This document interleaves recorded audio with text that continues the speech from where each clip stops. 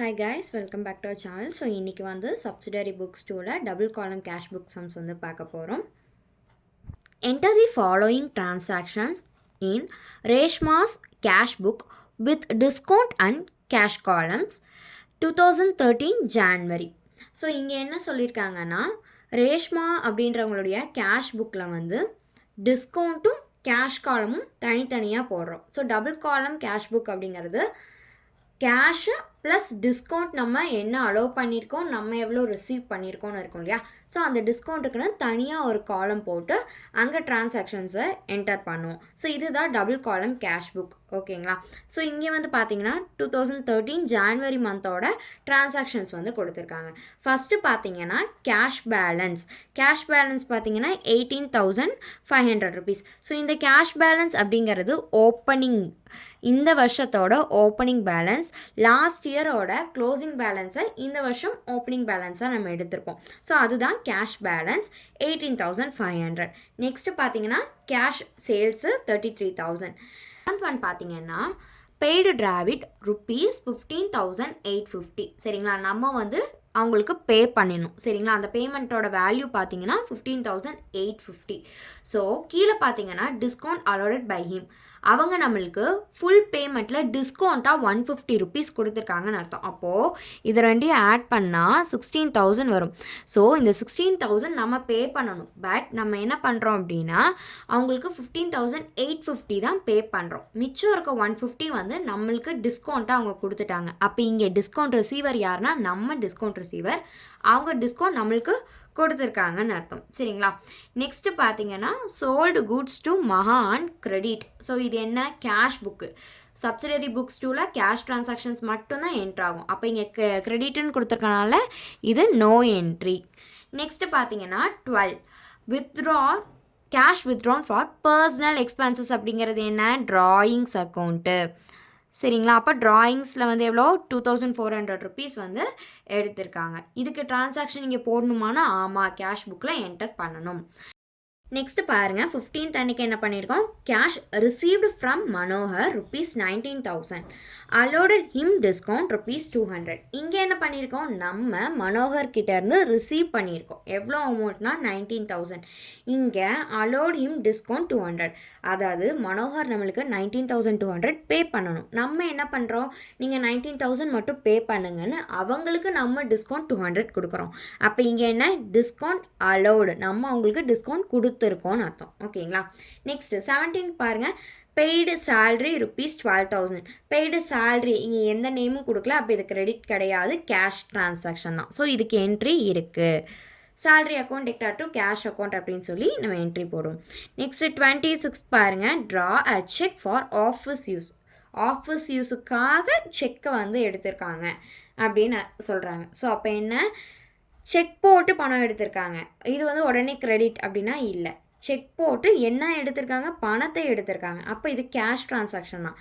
அப்போது கேஷ் உள்ளே வந்திருக்கா, பேங்க்கு கொடுத்துருக்காங்க. அப்போ cash account debtor to bank account அப்படின்னு என்ட்ரி வரும். ஸோ இதுக்கும் என்ட்ரி வந்து இருக்குது. ஓகேங்களா. ஸோ இதுக்கான ஜேர்னல் அப்படின்னு பார்த்தீங்கன்னா ஃபஸ்ட்டு கேஷ் பேலன்ஸ் தான் இல்லையா. ஸோ இந்த கேஷ் பேலன்ஸ்க்கு பார்த்தீங்கன்னா ஓப்பனிங்காக வந்து இருக்கிறனால cash account debtor to capital account அப்படின்னு நம்ம என்ட்ரி வந்து போட்டுக்கலாம். இங்கே பாருங்கள் ஜேர்னல் ஃபஸ்ட்டு பாருங்கள் ஓப்பனிங் பேலன்ஸ் தான். ஸோ அதுக்கு வந்து cash account debtor to capital அக்கௌண்ட்டுனே என்ட்ரி வந்து போட்டுக்கலாம். ருப்பீஸ் 18,500, 18,500. நெக்ஸ்ட்டு பாருங்கள் கேஷ் சேல்ஸ் பண்ணியிருக்கோம், cash account debtor to sales account. ஏன், சேல்ஸ் வந்து கிரெடிட் பேலன்ஸ் தான், அதனால் கிரெடிட்டில் சேல்ஸை வந்து போட்டிருக்கோம் 33,000. நெக்ஸ்ட்டு பாருங்கள் டிராவிட்க்கு பே பண்ணியிருக்கோமா, அப்போ டெபிட் த ரிசீவர் யார், டிராவிட். அப்போ டிராவிடை வந்து டெபிட் பேலன்ஸில் போடுறோம். அவன் என்ன ரிசீவ் பண்ணுறான், கேஷை ரிசீவ் பண்ணுறான். So what goes out, cash. அப்போ அது கிரெடிட்டில் வரும் கேஷ். சரிங்களா. ருப்பீஸ் வந்து இவ்வளோ. ஆக்சுவலி நம்ம வந்து அவங்களுக்கு பே பண்ணணும். ஸோ அந்த பேமெண்ட்டோட அமௌண்ட் அவங்க இவ்வளோ ரிசீவ் பண்ணியிருப்பாங்கன்னு அர்த்தம். நெக்ஸ்ட்டு பாருங்கள், இங்கே டிஸ்கவுண்ட்டுன்னு ஒன்று இருந்துச்சு இல்லையா, அந்த டிஸ்கவுண்ட்டுக்கான என்ட்ரி பாருங்கள், cash account debtor to discount received. இங்கே நம்ம டிஸ்கவுண்ட்டை ரிசீவ் பண்ணியிருக்கோம். நம்ம புக்கில் பார்த்தோம்னா நம்ம ரிசீவபிள். அவங்களுக்குன்னு பார்த்தீங்கன்னா மேலே டிஸ்கவுண்ட் அலோடுன்னு போடுவோம் இல்லையா. அவங்க வந்து அலோவ் பண்ணியிருக்காங்க, நம்ம இங்கே ரிசீவ் பண்ணியிருக்கோம். இங்கே நம்ம புக்கில் என்டர் பண்ண போது நம்ம தான் ரிசீவர். அப்போது cash account debtor to discount received. இதே வந்து ஒரே என்ட்ரியாக போடணும் அப்படின்னு பார்த்தீங்கன்னா Dravid account debtor to discount received to cash account அப்படின்னு சொல்லிட்டு போடணும். ஸோ இங்கே பார்த்தீங்கன்னா கேஷில் வந்து நம்ம டிராவிட்க்கு வந்து மொத்தம் எவ்வளோ கொடுக்கணும், 16,000 கொடுக்கணும். ஆனால் நம்ம அவங்களுக்கு வந்து 150 வந்து அவங்களுக்கு நம்மளுக்கு வந்து அவங்க டிஸ்கவுண்ட்டுன்னு கொடுத்துட்டாங்க. அப்போ கேஷில் மிச்சம் 15,850 நம்ம பே பண்ணியிருப்போம். சரிங்களா. ஸோ இது நம்ம பே பண்ண அமௌண்ட்டு அவங்க நம்மளுக்கு கொடுத்த டிஸ்கவுண்ட்டு மொத்தம் அமௌண்ட் வந்து 16,000 ஆனால் ரியல் அமௌண்ட். சரிங்களா. ஸோ இது வந்து 7th ஒன்னோட என்ட்ரி. ரெண்டையும் சேர்த்து ஒரே என்ட்ரியாகவும் போடலாம். நெக்ஸ்ட்டு பார்த்தீங்கன்னா என்ன பண்ணியிருக்கோம், 9th வந்து கிரெடிட் ட்ரான்சாக்ஷன். கிரெடிட்டுக்கு நோ என்ட்ரி. அடுத்து பர்சனல் யூஸ் பண்ணியிருக்கோமா, அப்போது drawings account debtor to cash account 2,400. அடுத்து பாருங்கள், கேஷ் ரிசீவ்டு ஃப்ரம் மனோகர் கிட்ட இருந்து நம்ம ரிசீவ் பண்ணியிருக்கோம். அப்போ மனோகர் கிவர். ஸோ கிவர் வந்து என்ன கிரெடிட்டில் போடுவாங்களா, அப்போ கிரெடிட்டில் வந்துட்டாங்க. மேலே என்னவா ரிசீவ் பண்ணியிருக்கோம், கேஷ். அப்போ 19,000. இங்கே நம்ம டிஸ்கவுண்ட்டை வந்து அவங்களுக்கு அலோவ் பண்ணியிருக்கோம் இல்லையா. அப்போது நம்ம புக்கில் டிஸ்கவுண்ட் அலோவ்டு, அவங்க புக்கில் என்ன டிஸ்கவுண்ட் ரிசீவ்டுன்னு வரும். இப்போ discount account debtor to cash account 200.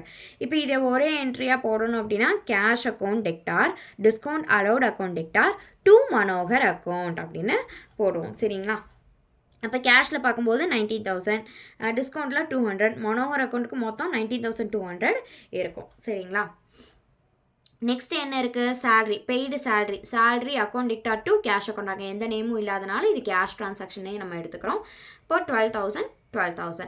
Next cheque office யூஸ்க்கு எடுக்கிறனால cash account debtor to bank account 17,500. So இது வந்து ஜேர்னல். அடுத்து பார்த்தீங்கன்னா இங்கே கேஷ் புக் வந்து போட போகிறோம். ஸோ டபுள் காலம் கேஷ் புக்குன்றனால கீழே வந்து டபுள் காலம் கேஷ் புக்குன்னு மென்ஷன் பண்ணியிருக்கோம். மேலே கேஷ் புக் ஆஃப் ரேஷ்மான்றவங்களுடைய கேஷ் புக் இது.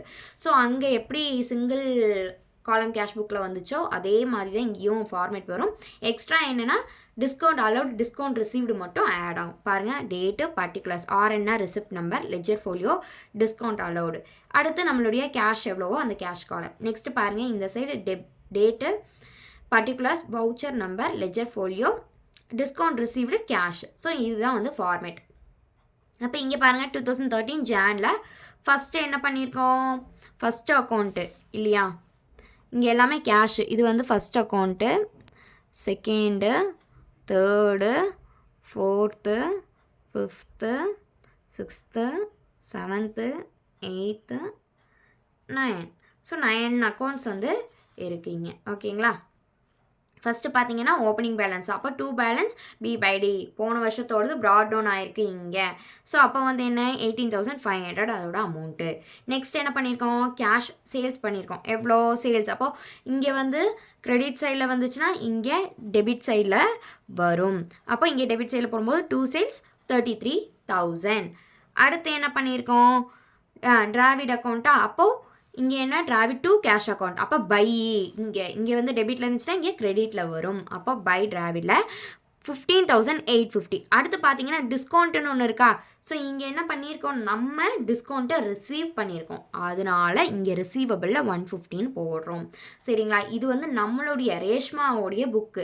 ஸோ அவங்க டிஸ்கவுண்ட் ரிசீவ் பண்ணியிருக்காங்க. இதே டிராவிடோட புக்கில் பார்த்தீங்கன்னா அவங்க டிஸ்கவுண்ட் அலோடுன்னு கொடுத்துருப்பாங்க. ஏன்னா அவங்க கொடுத்ததா காமிச்சிருப்பாங்க. இங்கே நம்மளோட புக்குன்றனால நம்ம ரிசீவ் பண்ணியிருக்கோன்ற இடத்துல 150 rupees வந்து போடுறோம். சரிங்களா.